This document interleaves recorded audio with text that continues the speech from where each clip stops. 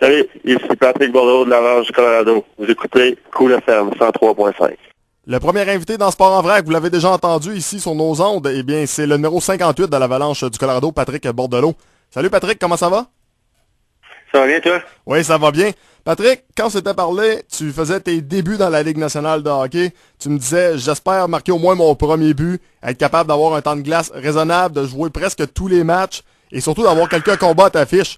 Est-ce qu'on peut dire que c'est mission accomplie?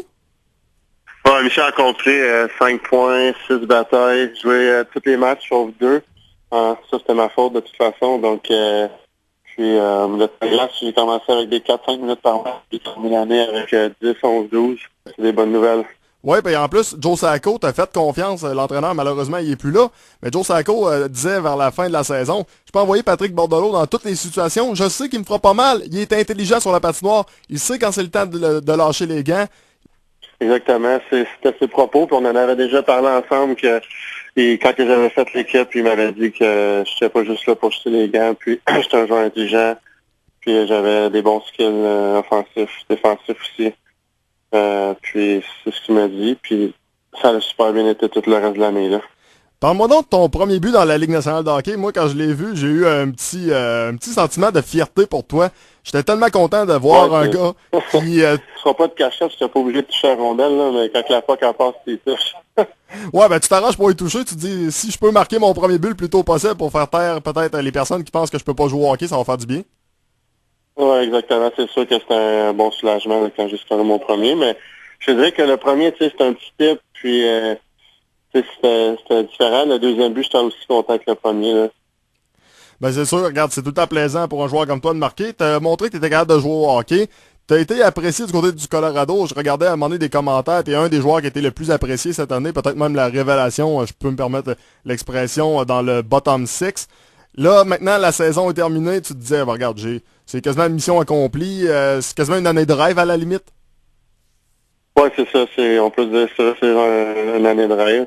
Puis là, on est en négociation. On va voir ce qui va arriver là. On ne sait pas encore. J'étais agent libre sans compensation. Donc, on va voir ce qui va arriver d'ici le 5 juillet. Le fait que ce soit un nouvel organigramme, on va en parler de Patrick et de Joe Sakic, bien sûr, mais le fait que ce soit un nouvel organigramme, est-ce que ça te fait peur un peu? Je te dirais que ça pourrait pas tomber mieux pour moi. Je pense que Patrick, c'est un gars émotionnel, un gars de caractère, puis moi, j'étais exactement comme ça. Donc, je pense que ça va être une bonne chose pour moi si je retourne à Colorado. Juste pour le fun, quand on a congédié l'entraîneur-chef et tout le monde, est-ce que ça t'a donné un petit choc? Je te dirais que c'est sûr que ça donne un choc en bout de ligne, ça donne un choc, mais c'était à prévoir là, avec les 4 dernières années que Ranch a eu, c'était sûr que ça allait avoir un peu de ménage. Là. Maintenant qu'on a engagé Joe Sakic et Patrick Roy, regarde, c'est des gars qui sont des dieux au Colorado pour le hockey. C'est eux qui ont rendu cette concession-là aussi fière. Malheureusement, elle a perdu un peu de son lustre, mais bon, eux autres, on les a ramenés justement pour leur donner un peu de lustre. J'imagine que tu as parlé avec plusieurs coéquipiers du côté du Colorado. Ça doit juste être positif? Oui, tout le monde est positif. Et que je pense que, comme je disais tantôt, après 4 ans de misère comme ça, c'était dû pour un changement. Puis les changements sont arrivés. Puis je pense que c'est des changements incroyables avec 2 gars qui ont gagné dans le passé. Donc c'est des gagnants, c'est des compétiteurs. Puis je pense qu'eux, ils accepteront pas de demi-mesure. Je pense qu'ils vont venir changer la mentalité de l'équipe.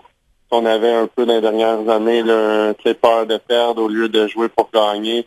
Je pense qu'ils vont venir changer ça, puis c'est une très bonne chose pour la ville de Denver. Là. Je pense que les fans ils vont revenir à l'aréna, surtout avec ces deux légendes-là de Denver qui vont être dans l'organisation. Là. Tu parles de changer de mentalité, puis j'aime ça ce que j'entends, parce que je me rappelle Jean-Sébastien Giguère, peut-être quelques mois, peut-être 2-3 mois, il avait fait une sortie dans les médias en disant, regarde, on a une mentalité de loser, on pense quasiment à aller jouer au casino alors qu'on a un match le lendemain.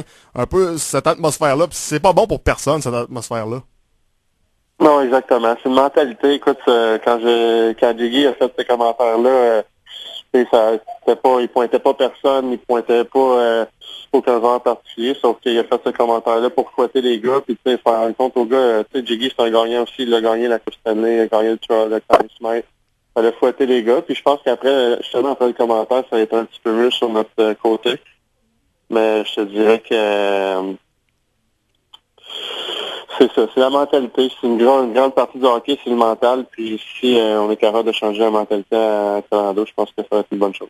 Je vais te poser une question, celle-là, elle sera pas facile, là. Ça va être la plus dure de la gang. OK, c'est bon. Supposons, là, on fait des suppositions qu'on garde le même staff à hockey. Est-ce que ça te donnait un petit peu moins le goût de retourner au Colorado à cause de cette atmosphère-là? Mais là, avec le fait qu'on a une nouvelle mentalité, des nouvelles personnes qui arrivent, des gagnants, est-ce que ça donne juste plus le goût de rester au Colorado?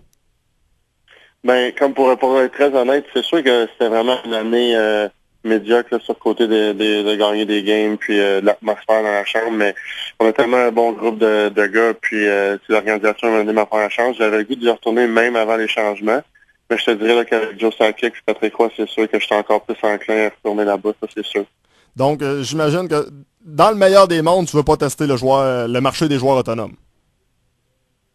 C'est sûr, tu sais, moi je veux juste être heureux, je veux juste avoir du temps de glace, puis jouer les games, être habillé à chaque match.